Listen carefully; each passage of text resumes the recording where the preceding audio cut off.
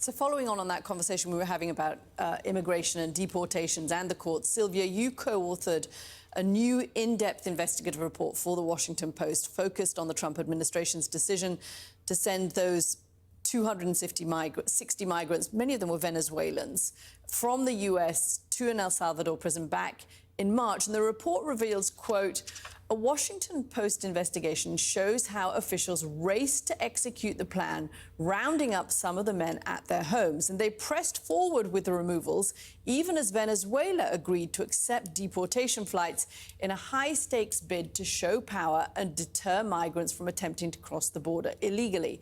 The Post examined immigration and court records and conducted interviews with attorneys, friends and family members to piece together information about more than 50 of the men believed to be imprisoned at the Terrorism Confinement Center. That's the mega prison often referred to by its Spanish acronym CICOT. The review shows that despite the administration's claims, many of the immigrants sent to El Salvador had entered the United States legally and were actively complying with U.S. immigration rules. So, Silvia, does what your reporting has found, does it shed any further light on the conversation we were having earlier, which is whether the administration is actively defying any of the Supreme Court's rulings? Yes, I think what our investigation showed just how quickly and really secretively the Trump administration was trying to accomplish this. So we know that many of the men that were taken there had crossed the border legally, unlike their claims that they were illegal border crossers. And a lot of them had protections that should have protected them from removal, right?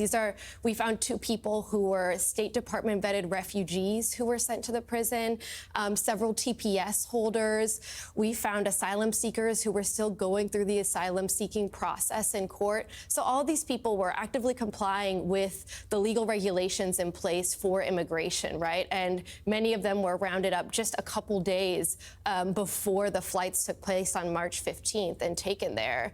And then we also learned, right, just how quickly this all came about. Just 2 days before March 15th was when Secretary of State Marco Rubio sent a communication to El Salvador saying that they were going to send up to 500 people. Obviously, it ended up being much less than that. But you can see here basically how quickly they're trying to move and how quickly ahead of a looming judge's order, right, that they're trying to get these people out of the country in international waters. They're like waiting in Honduras for hours until they're actually even able to get to El Salvador, all in an effort to kind of essentially, you know, what would appear to be get these things in place and out before a judge can actually make a decision about it. I think this reporting illuminates so much, not just that the administration isn't actually focusing on the worst among us, the criminals who do the worst crimes, but in fact, people who were vetted here by other parts of the federal government. But I want to focus in on the role of the Secretary of State, Marco Rubio, because this issue, and I think the role that you flesh out him playing here behind the scenes,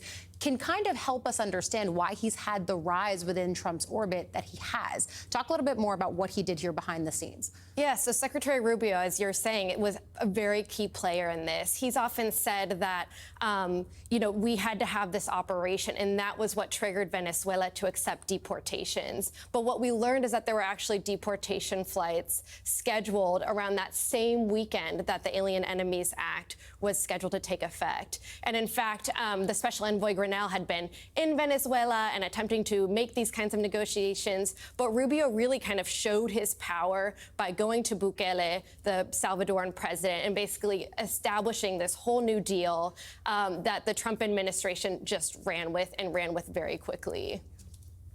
All right, a national investigative reporter for the Washington Post, Silvia Foster-Frau. Thank you so much for coming on the show this morning.